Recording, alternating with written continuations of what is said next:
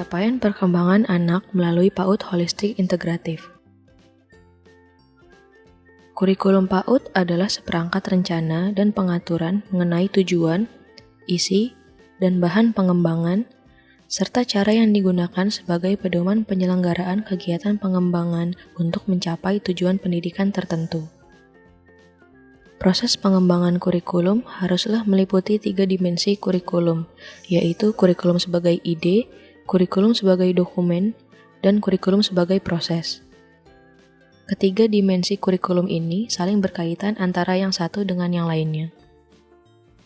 Pembelajaran PAUD Holistik Integratif. Pelayanan yang holistik terhadap anak usia dini adalah pemenuhan atas kebutuhan anak usia TK 4-6 tahun yang dilayani secara esensial, utuh dan terpadu, melalui pelayanan yang disistematik dan terencana mencakup layanan kesehatan, gizi, pengasuhan, perlindungan, dan rangsangan pendidikan.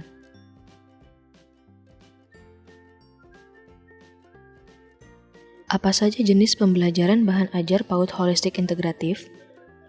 Terdapat berbagai model pembelajaran di PAUD yang dapat dipilih sesuai dengan situasi dan kondisi yang berbeda.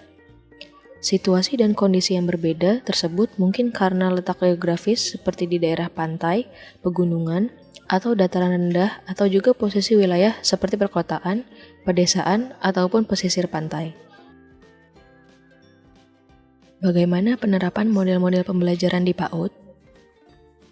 1. Model pembelajaran klasikal adalah suatu pembelajaran di mana dalam waktu yang sama, kegiatan dilakukan oleh seluruh anak, sama dalam satu kelas. Pembelajaran ini merupakan model yang paling awal digunakan di PAUD. Sarana pembelajaran terbatas dan kurang memperhatikan minat anak secara individu. 2. Model pembelajaran kelompok dengan kegiatan pengaman. Dalam pembelajaran ini, anak-anak dibagi menjadi 3 kelompok. Masing-masing kelompok melakukan kegiatan yang berbeda-beda. Dalam satu pertemuan, anak harus menyelesaikan 2-3 kegiatan dan secara bergantian. Bila ada anak yang sudah menyelesaikan tugas lebih cepat, maka anak tersebut dapat meneruskan kegiatan lain di kelompok yang tersedia tempat. Kalau tidak ada tempat, anak dapat bermain di kegiatan pengaman. Kegiatan pengaman disediakan alat-alat yang bervariasi, sering diganti sesuai dengan tema atau subtema. 3. Model pembelajaran berdasarkan sudut-sudut kegiatan. Model pembelajaran berdasarkan sudut, langkah-langkah pembelajarannya hampir sama dengan model area. Hanya sudut-sudut kegiatan merupakan pusat kegiatan. Alat-alat kegiatan yang disediakan lebih bervariasi, sering diganti sesuai dengan tema dan subtema. 4. Model pembelajaran area. Model pembelajaran ini lebih memberikan kesempatan kepada anak dalam memilih atau menentukan kegiatan sendiri sesuai dengan minatnya. Pembelajaran ini untuk memenuhi kebutuhan anak dan menghormati keberagaman budaya, serta menekankan pada pengalaman belajar bagi setiap anak. 5. Model pembelajaran sentra adalah proses pembelajaran yang dilakukan di dalam lingkaran dan sentra bermain.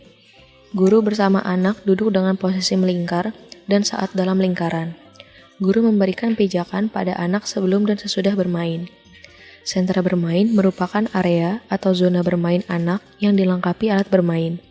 Berfungsi sebagai pijakan lingkungan yang diperlukan untuk mengembangkan seluruh potensi dasar anak dalam berbagai aspek perkembangan secara seimbang. Dalam membuka sentra setiap hari, disesuaikan dengan jumlah kelompok setiap TK. Pembelajaran sentra dilakukan secara tuntas, mulai awal kegiatan sampai akhir dan fokus pada satu kelompok usia TK dalam satu kegiatan pada sentra kegiatan.